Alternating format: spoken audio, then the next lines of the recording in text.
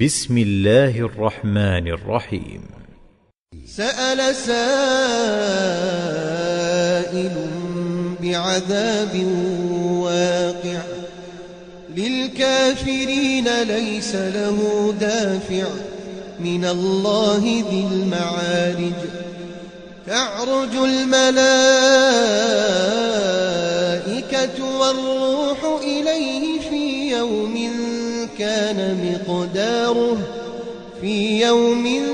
كان مقداره 50,000 سنة فاصبر صبرا جميلا إنهم يرونه بعيدا ونراه قريبا.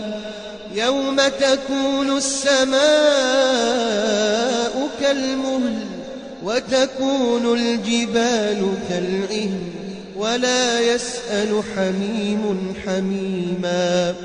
يبصرونهم يود المجرم لو يفتدي من عذاب يومئذ ببنيه وصاحبته وأخيه وفصيلته التي تؤويه ومن في الأرض جميعا ثم ينجيه. كلا إنها لظى نزاعة للشوى تدعو من أدبر وتولى وجمع فأوعى.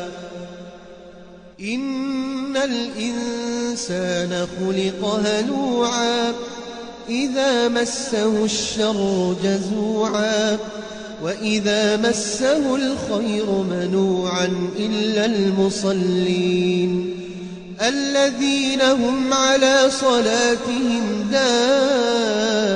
دائمون والذين في أموالهم حق معلوم للسائل والمحروم والذين يصدقون بيوم الدين والذين هم من عذاب ربهم مشفقون. إن عذاب ربهم غير مأمون. والذين هم لفروجهم حافظون إلا على أزواجهم أو ما ملكت أيمانهم فإنهم غير ملومين. فمن ابتغى وراء ذلك فأولئك هم العادون والذين هم لأماناتهم وعهدهم راعون والذين هم بشهاداتهم قائمون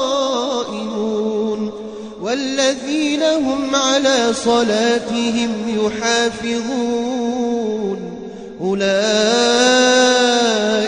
في جنات مكرمون. فما للذين كفروا قبلك مهطعين عن اليمين وعن الشمال عزين. أيطمع كل امرئ منهم أن يدخل جنة نعيم. كلا إنا خلقناهم مما يعلمون. فلا أقسم برب المشارق والمغارب إنا لقادرون على أن نبدل خيرا منهم وما نحن بمسبوقين.